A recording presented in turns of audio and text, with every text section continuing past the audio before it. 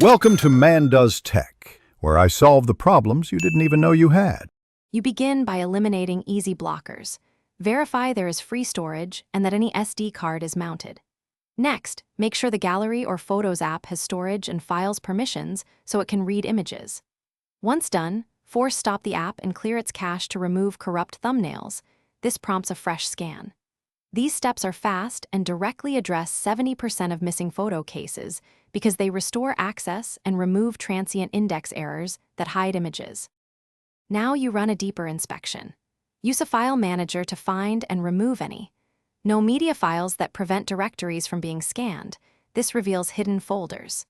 Check file formats, since uncommon types or corrupted headers won't show. Convert or re-export problematic files to JPG or PNG. Then trigger a media rescan or move images to a new folder so the system rebuilds its index. Doing this repairs the gallery database view and recovers images that the app previously ignored. Complete the fix by updating or reinstalling the Gallery app and installing any available OS updates.